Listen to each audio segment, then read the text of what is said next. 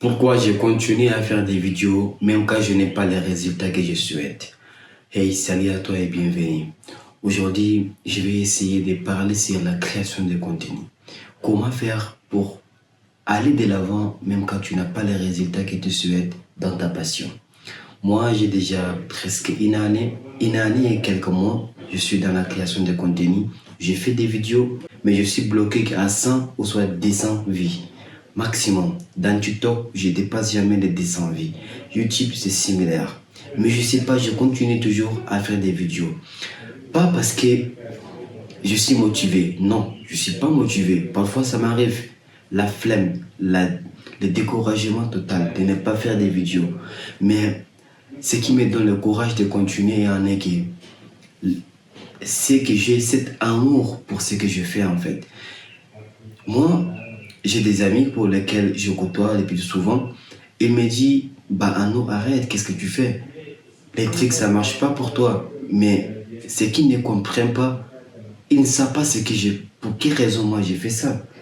Alors, et aujourd'hui, je me suis rendu compte qu'en fait, c'est une chose tellement courageux parce que c'est pas donné à tout le monde de continuer à faire ce genre de choses. Imaginez une année et vers même 4 mois, presque 16 mois, faire des choses qui ne marchent pas. Malgré cela, tu continues à faire.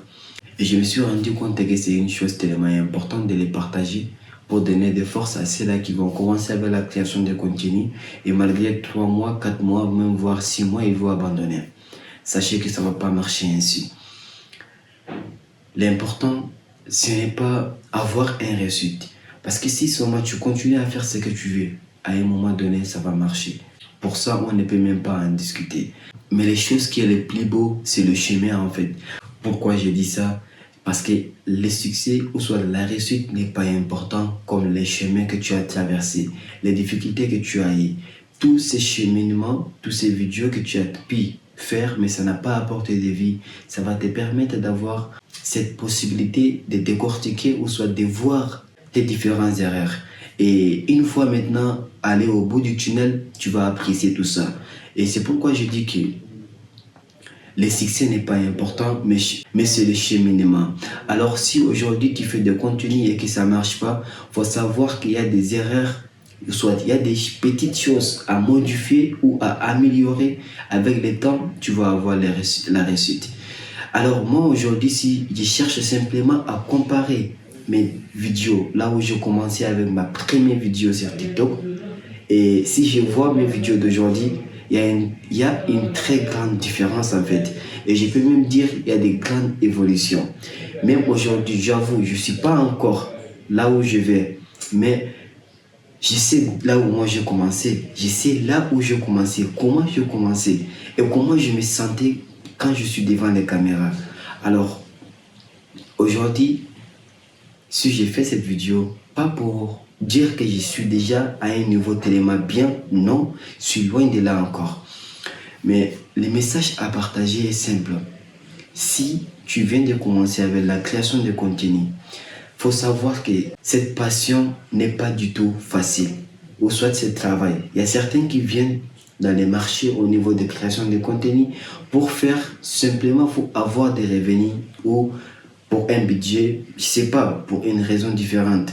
Mais si réellement, si tu as cette passion de partager ce que tu apprends, ce que tu vis au quotidien, alors il faut énormément de patience. Et ce qui est important encore, quand tu fais des contenus, par exemple sur le dev perso, il faut absolument la formation. Tu dois te former à tout moment. Ça, c'est le secret en fait. Moi, au début, quand j'ai commencé, même l'effet de rester devant les caméras, c'est un problème, premièrement.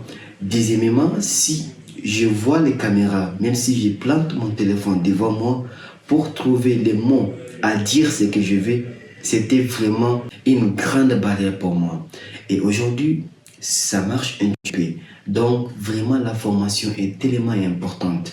Et quand je dis la formation, j'ai fait alliance au podcast, tout ce qui touche le développement personnel et aussi des différents podcasts qui parlent sur la spiritualité et encore sur l'alchimiste. Il y a une femme que je la suis sur podcast, m'a tellement aidé.